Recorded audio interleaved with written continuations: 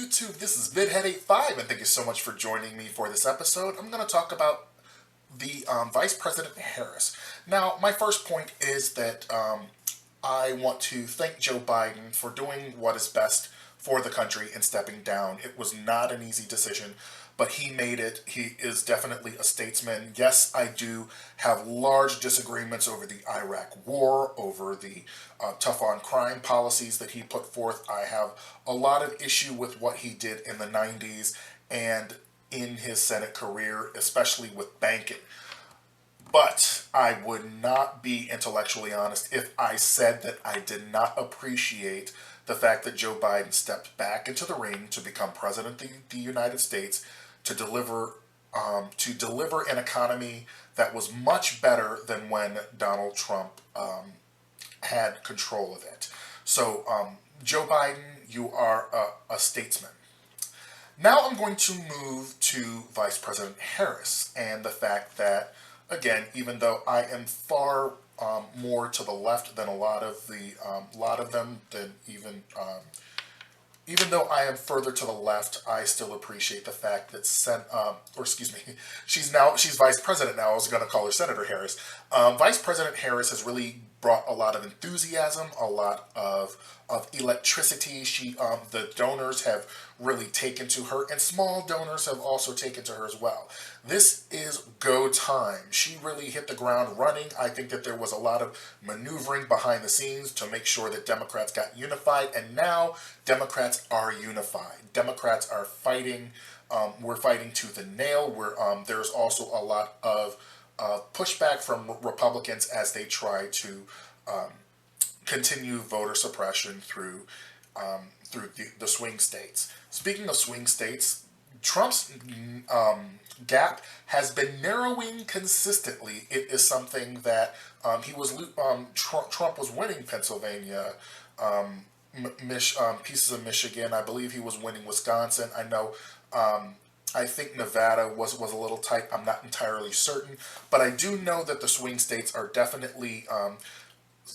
Vice President Harris has made up a lot of ground. Now, can we keep this enthusiasm to November? I believe so.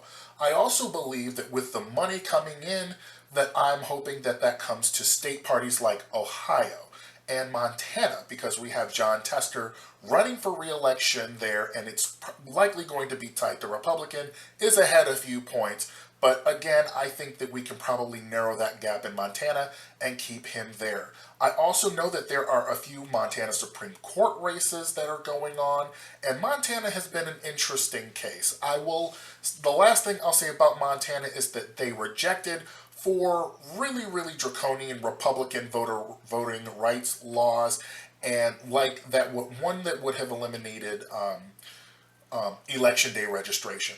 So now let me move to the vice president slot. Now I hear that Tim Walz and Josh Shapiro are pretty much the top two there. My hope is for Walz, because I think that Walz is somebody who has a more progressive record. Even though Shapiro did outperform Biden, I believe, in Pennsylvania by about like 15 points or so.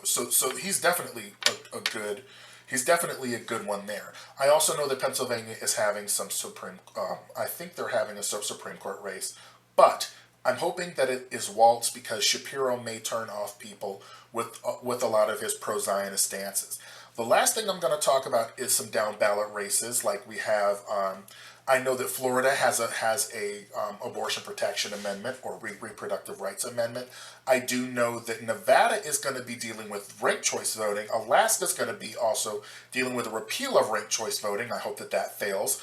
I do know that there are a few other initiatives that are coming, and I am hoping to see those that will protect reproductive freedom. I want to see them pass. I want to see more women in states that have reproductive freedoms protected in their state constitution. So also, Ohio has 3 Supreme Court races that if Democrats sweep those races, it will go into Democratic control and hopefully blunt some of the craziness that the Republican-led Supreme Court has allowed Republicans to do. So thank you so much for joining me for this. I know that was probably a lot, but I really wanted to just kind of be a bit more precise. And thank you so much for joining me. Vice President Harris will become president-elect, and then the first Black and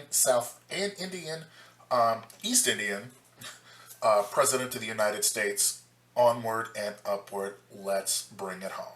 See you soon.